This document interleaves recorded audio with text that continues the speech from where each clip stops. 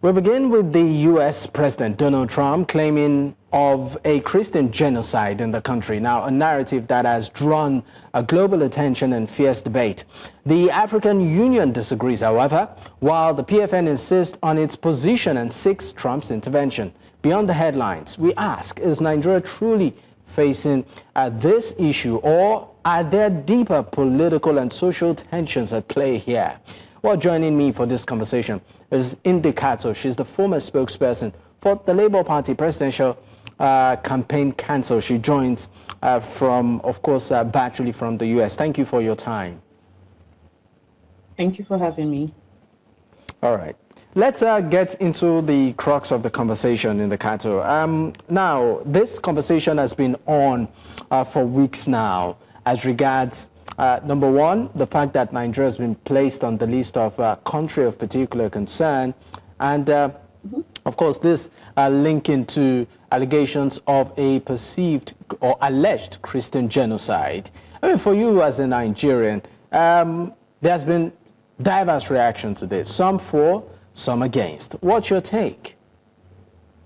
I think that it's about time that an honest conversation is held about the situation in Nigeria and the Nigerian condition, especially life for minorities in Nigeria, life for different tribes in Nigeria, life for Christians in Nigeria. I think an honest conversation needs to be held.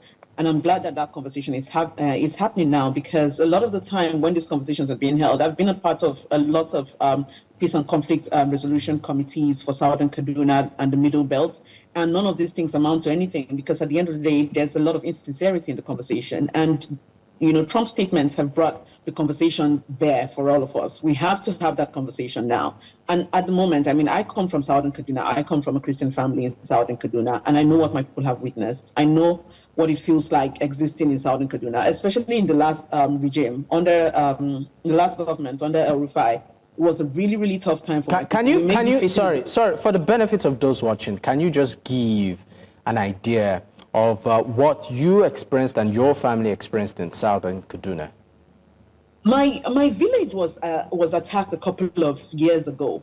My village was attacked a couple of years ago, and we're a very small unit. You know, I'm Fanswan. We're a small unit within Southern Kaduna. Southern Kaduna is the larger. There are like 53 tribes in Southern Kaduna, and my village is one of the tribes. Like my village houses one of the tribes. And a couple of years ago in June, armed men stormed our village and just started shooting sporadically. Right? They started shooting, killed a lot of people, and then they burnt houses and they left. And it's this kind of attacks we've been facing. Prior to this, what used to happen is we could be having a peaceful day in Kafanchan, for example, which is the larger place where I come from. We could be having a peaceful day in Kafanchan, and then prayer would be called in the mosque, and we'll just sense, you know, a sense of, okay, this is not the kind of normal prayer that is being called. Something is happening.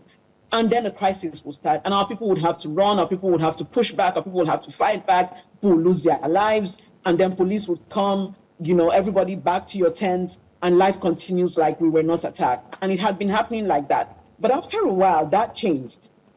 We were no longer seeing the attacks from the people within the Kafanchan vicinity.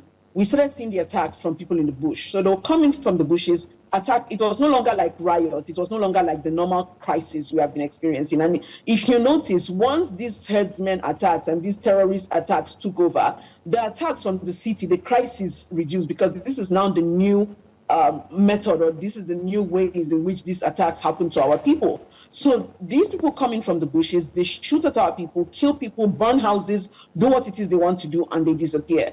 A lot of the times our people will also say, look, we are seeing people in the bushes, so we know where they are in the bushes. You will point them out to the military. We know, we have seen them here. Nothing will be done. We'll be attacked. Our people have also tried, you know, to arm themselves, you know, make local weapons that they can use for our boys to do vigilante and protect themselves. It's happening in the Northeast. In the Northeast, for example, there is a civilian joint task force. But in the Middle Belt, we've been asking for the longest time, okay, can our people protect themselves? You know, what happens is the military will come in, collect the weapons from our boys, arrest some of our boys are still in jail. From a long time ago, from Buhari's government, some of our boys are still in jail.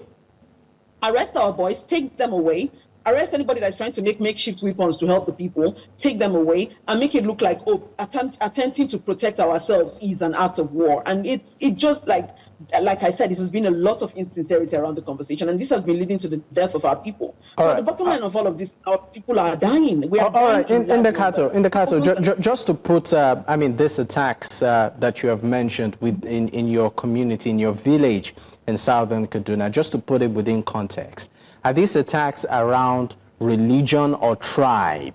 Because, I mean, with reference to the allegation of a Christian genocide. No, I would say in southern Kaduna, for example, we are predominantly Christians in southern Kaduna, and when we would join the peace and conflict resolution committees, for example, you would hear things like, "Oh, we were attacked in one part of southern Kaduna." Okay, so there are 53 tribes in southern Kaduna, right? Over 53. I've listed them on social media one time. There are over 53 tribes in southern Kaduna. And you claim, for example, that you were attacked in a place like Kagoro. Let's give an example of Kagoro. Why are you attacking Kafanchan? Different tribes, different people. Why are you attacking Kafanchan? What does it have? So the excuses have been so many, but at the bottom of it all is that Christians have been getting killed. And how you would know that this is targeted religious and tribal is that, number one, churches are targeted. Our churches are burnt down. Our priests are targeted. Pastors are targeted. You know, it is. I mean, this has been going on for so many years. And I would like to point out something that we're not holding in this conversation. Dapo. When these things started, especially like the broader Boko Haram and all of that terrorism started, it started with the Christians first.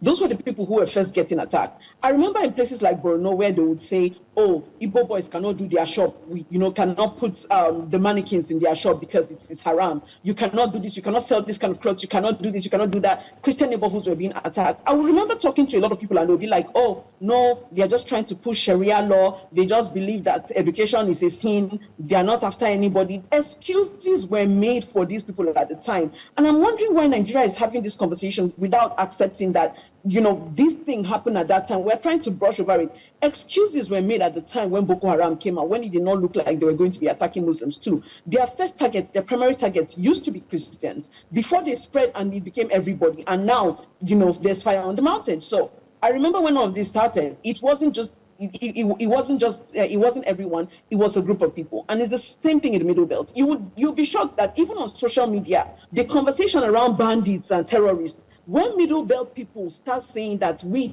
are getting killed, people who are complaining that they are getting killed in places like Zamfara and Katsina will tell us that, yes, we are attacking Fulani people. That is why they are killing us. So even while they are still suffering the killings of bandits, they are still making excuses for bandit killings in areas that have people who are not like them. And this is a very dangerous part of the conversation.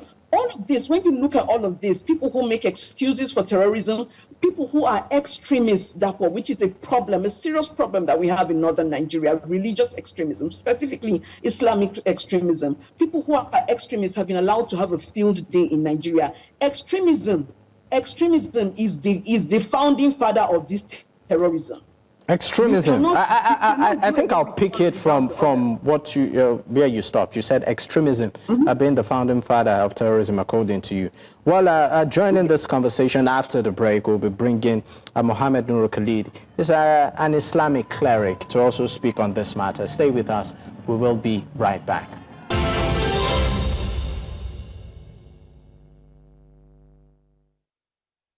Many thanks for staying with us. It's still Politics HQ on News Central Television. And of course, joining this conversation right now as regards Nigeria being placed on the list of country of particular concern by the U.S. is Sheikh Mohammed Nuru Khalid, is an Islamic cleric. Thank you for your time, sir. Let me also take your reaction to Nigeria being placed on the list of countries of particular concern and also the allegation of a Christian genocide. Is this the situation, particularly in some parts of the country? Well, let me begin by saying that it is very unfortunate that Nigeria has been placed as a country of particular concern by the U.S. government. And let me also sympathize with the Christians that were part of the victims of the killing, and also sympathize with all Nigerians that have faced this kind of killing over time. I listened to many, and I have taken been in one or two conversations about this issue of genocide. But I think if you listen carefully about the narratives and counter narratives that we have, is that people are saying that, yes, there is killing in Nigeria. And this is a fact. There is killing in Nigeria, and for a long period of time. And in some places, you find Christians are the victims more.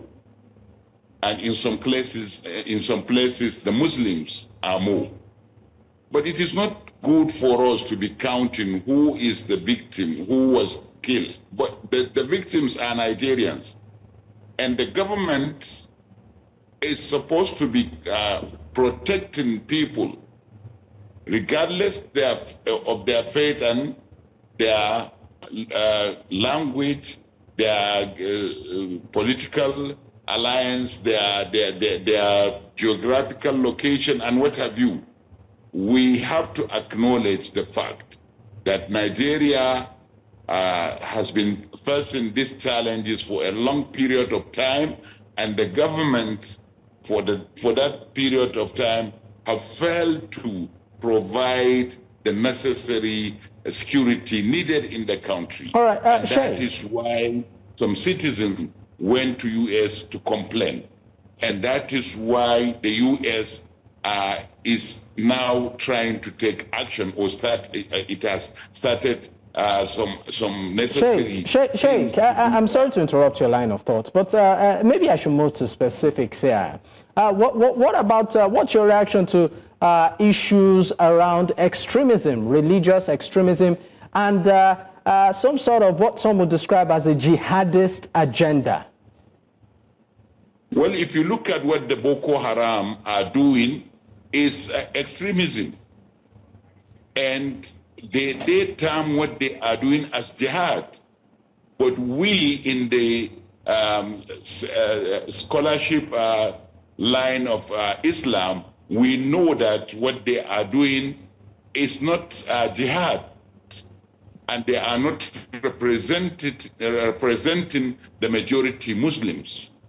As such, we must acknowledge, we must agree that yes, there are some Muslims who went to extreme end of so-called Islam, and they are killing people. That is the Boko Haram, the Iswap, the Ansar, the Laukurawa, the Ahmadi. All these are reality, but they are not representing. They are not representing us.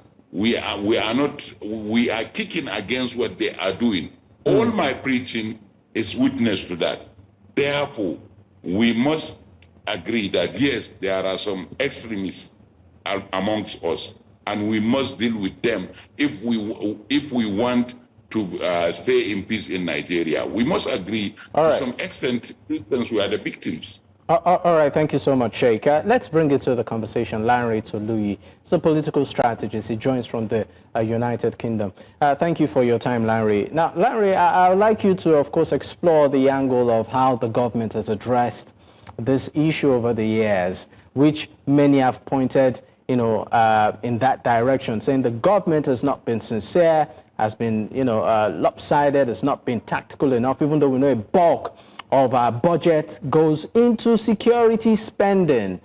So I would like you to just quickly, in 30 seconds or less, just take us through. Do you think the Nigerian government, from the inception of the Boko Haram, that is, has really been tactical and thorough in handling this matter? Good evening, everyone. Like I said, no time, but I think the Nigerian government have not done well. It is not their fault. I think the problem starts with, it has started with our constitution, because from our constitution, I think our constitution is not being well implemented. When you look at the fourth line of Nigerian constitution, it tells you this is sacrosanct, this is binding, every other law goes into it. And immediately after we have that conversation in Nigeria, you see at the same time we say we are a secular nation, but at the same time we see some part of the nation wanting to implement Sharia, which is not, because the Sharia can only happen in the state, if the country has a state religion. And we said we have freedom of association, so we don't have freedom of association.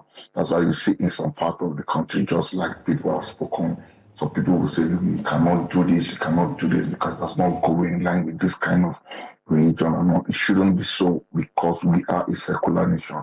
And because we are a secular nation, that will have helped the government to do what they need to do. But every government we've seen, none of them have displayed the political will to do what is right, because it's not about spending billions or trillions of naira on security and defense equipment. We must actually address the root cause, and we must do a root cause analysis, then address what the problem is. And I think addressing this problem, we need to first look at our constitution and ensure that our constitution is implemented by making Nigeria a secular nation. Any other law or any other religious law or anything should be at the back burner. But just to quickly interject, the government has said that Nigeria, I mean, even in its statements in reaction to what the US has said Nigeria practices diverse religion and it's pretty open. The government did emphasize that in all of its conversations around it. So is it an issue of it not being in the constitution, or an issue of implementation in a way, recognition and implementation in a way? Is that the angle you're touring? Yeah, that's the angle I'm touring, because when you see, look, we say we are a secular nation. In our constitution, Sharia is mentioned how many times, Grand Kadi is being mentioned in how many places. So these are the things we're talking about. We are a secular nation. So a Grand Kadi shouldn't be mentioned, a Sharia shouldn't be mentioned, a canon law shouldn't be mentioned. Do you know what I'm saying? It should be that we have a constitution, and when we have the constitution, that will not empower the government to do what they need to do. So if anybody or any state or anybody is guarding to say, oh, we are this, we are that, we want to implement the canon law, they can be met with the equal force, because we are lax, and we are not maintaining that. We just have these things written in papers, and we are not implementing them. All right, thank you so much, Lanre Tolubi. Ndi Kato, just in 30 seconds, what's your take on the idea of reintegration, rehabilitation of quote-unquote repentant terrorists?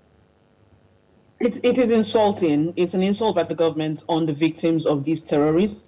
That is not the way to go. And I think that has sent a clear message to, external people, external bodies, that Nigeria is not serious about their approach to terrorism, because you cannot see people destroying lives, destroying lives and properties, and saying that, oh, the best way to do this is to rehabilitate these people. I understand, giving a soft landing may encourage some of them to leave terrorism, but it has not worked. It has not worked over the years, and we're still back to this. The first thing Nigeria needs to do to tackle terrorism is to tackle Islamic extremism. That is a major problem. It's a conduit. It's the founding, like I said, the founding father of terrorism in Nigeria, and we have to look at that. Extremism is the problem. We cannot continue to coddle terrorism. All right, thank you so much. Sheikh, before I let you go, sir, there's also been a lot of conversation around Sharia law and the Nigerian constitution. I would like you to, in 30 seconds, if you can just put some sort of clarity to it. The Sharia law, the boundaries around it, particularly in lieu of the nation's constitution. Well, I think what we need to do in Nigeria, if really we want to tackle the issue, is to go back and look into our constitution. I'm referring you to Section 38 of the Constitution, which deals with the freedom of religion. Now, if you look at it and look at what is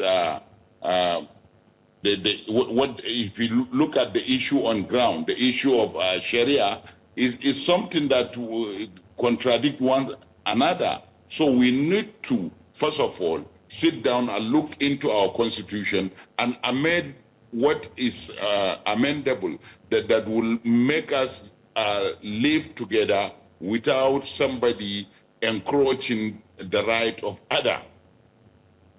Muslims are saying that they want Sharia, and it is constitutional right. They mentioned some sections of the Constitution that is giving them that right.